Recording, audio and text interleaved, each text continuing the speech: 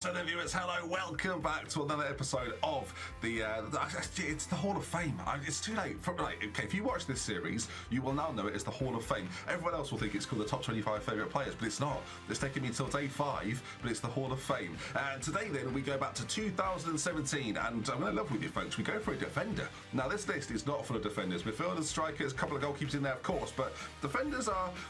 It's hard for a defender to stand out in this list, but this man for me was one of the best we ever had and was pivotal. I think that's what's important to me. That's why I enjoyed him so much. He was so important to the success of a title-winning side eventually.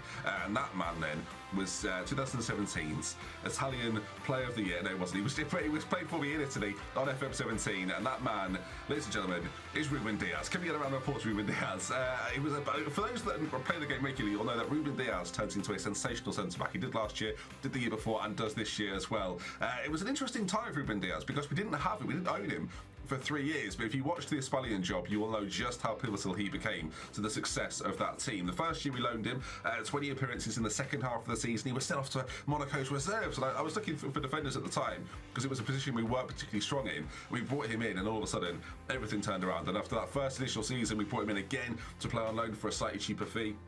And then in the third year, again, we couldn't afford him. This was the problem. Spal had very limited resources, and I was putting a lot of those resources into strikers. So the fact we were picking him up for so cheap was ideal. And speaking of cheap, £6 million was the fee we eventually bought him for after, some fantastic seasons. It was even better the year we bought him. A 7.42 average rating over the course of a season really was sensational. And in the following years, 34 appearances, 35 appearances, 9 goals across those two as well. It was an absolute rock at the back. And as I say, it's very difficult for defenders especially to have those highlight moments. So again, it's not an episode really where there was either a memorable moment or a breakthrough moment for him, and a man who scored goals but never did it sort of in a moment where it was something to be remembered. But a very, very, very reliable man and a player that I say I've really enjoyed. You can see towards the end of his career the stats that he had on, or the attributes he had on him.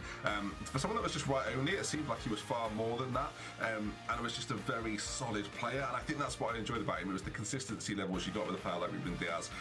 Undoubtedly, I've had better centre-backs and defenders that are higher in terms of quality, but in terms of reliability and just how important he was. You talk about the spine of a team, and for a Espalion job, this man was not just the spine, but the rock at the bottom of it, making sure that everything was going to be okay. It made me feel calm. If Ruben Diaz was on the ball, everything was going to be all right, and that was the highlight for me about him. So again, was there a defender? I guess that's my question this week, was there a defender that stands out for you that you've had?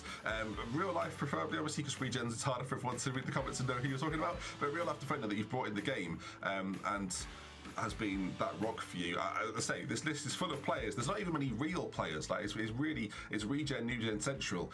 So Ruben Diaz breaks the mold a little bit, and yeah, what a player he was. The Portuguese international. I turned him into an international. If you enjoyed this episode of the favourite players, again, was he your favourite player from Spal, or was there another one that you think might make the list? By all means, have a guess about who that could be. I read all the comments. The comments on this series have been really interesting actually, so get involved. And that's going to bring us to the end. I'll see you tomorrow for more. I could give you a spoiler as to who it is, but I don't know yet. We'll switch until next time. Goodbye. The Hall of Fame is over. Close the doors. Close the doors. Close the...